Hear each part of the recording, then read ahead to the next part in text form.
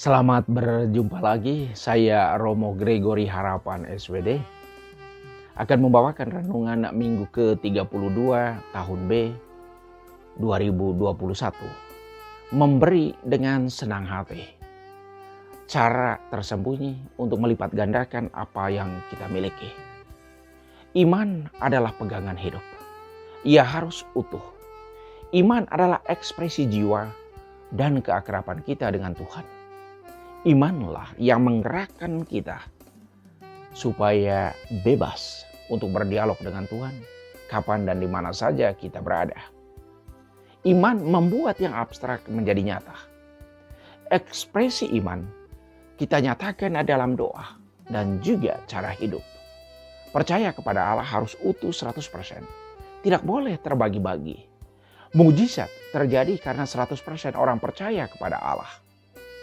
Ia menganugerahkan kemurahannya kepada orang yang mengimaninya secara utuh. Iman seorang janda miskin bisa dibaca dalam kitab pertama Raja-Raja bab 17 ayat 10 sampai 16. Iman yang penuh pada penyelenggaraan Allah nampak dalam tokoh seperti yang diceritakan kitab pertama Raja-Raja, yaitu Elia dan seorang janda miskin. Mereka sepenuhnya mengharapkan dan menyerahkan hidup mereka kepada Tuhan. Cerita Elia dan janda miskin ini menjadi menarik karena ada kejujuran, ada keterbukaan hati, dan keyakinan mereka akan sabda Tuhan bahwa ia akan selalu menepati janjinya. Mereka memiliki iman yang utuh dan kokoh. Elia meminta kepada seorang janda, "Coba ambil air dan ambil sepotong roti untukku." Air dan roti adalah simbol jaminan hidup dan rasa aman soal hidup dan mati.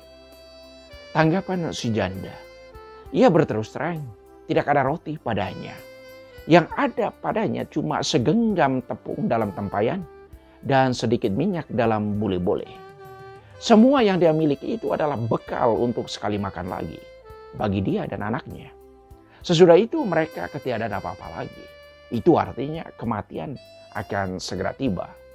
Janda itu sangat realistis dengan keadaannya. Ia berbicara apa adanya.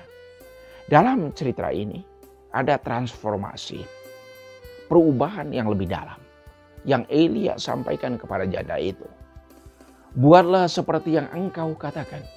Sesudah mengumpulkan kayu bakar, dia akan pulang ke rumah, membuat roti untuk anak dan dirinya. Sebelum itu dibuat hal berikut ini. Terlebih dahulu buatlah bagi Elia sepotong roti bundar kecil dari tepung yang engkau miliki dan bawalah kepada aku. Kedua, buatlah bagimu dan anakmu.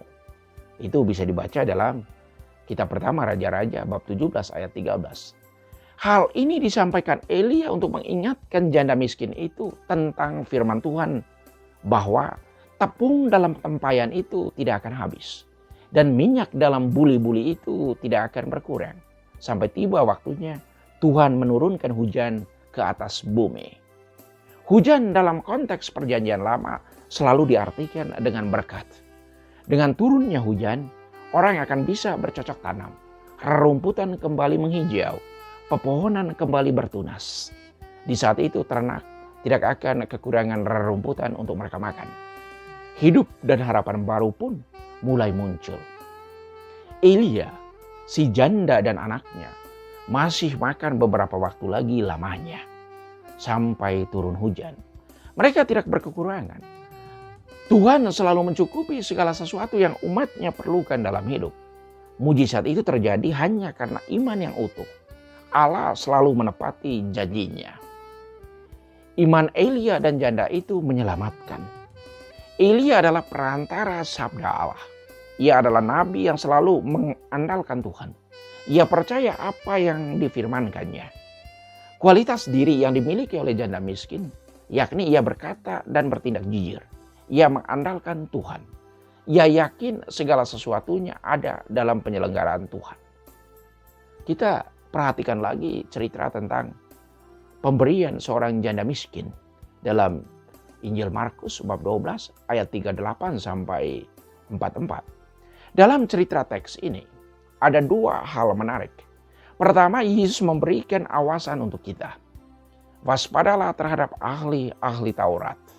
Mereka suka jalan-jalan memakai jubah panjang, suka menerima hormat di pasar, duduk di tempat terdepan di rumah ibadat, duduk di tempat terhormat dalam perjamuan, mencaplok rumah janda-janda, mengelabui orang dengan doa yang panjang-panjang. Nasihat Yesus ini selalu aktual untuk kita, karena kadang kita pun berlaku demikian. Teguran Yesus ini menjadi peringatan yang keras untuk kita semua, untuk membaharui diri. Tinggalkan yang negatif dan lakukan yang positif. Kedua, Yesus duduk dekat tempat persembahan, tempat kolekte, dan memperhatikan orang yang memasukkan persembahan ke peti persembahan. Orang-orang kaya memberi dengan jumlah yang besar. Ada seorang janda yang memberi 2 peser, yaitu 1 duit.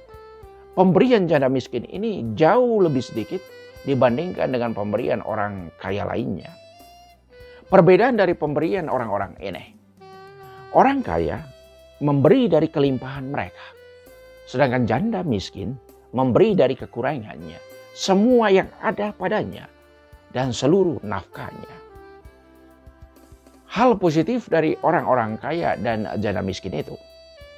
Mereka sama-sama memberi persembahan.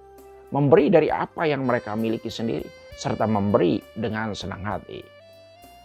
Beberapa catatan untuk 2 model pemberian dari orang-orang itu.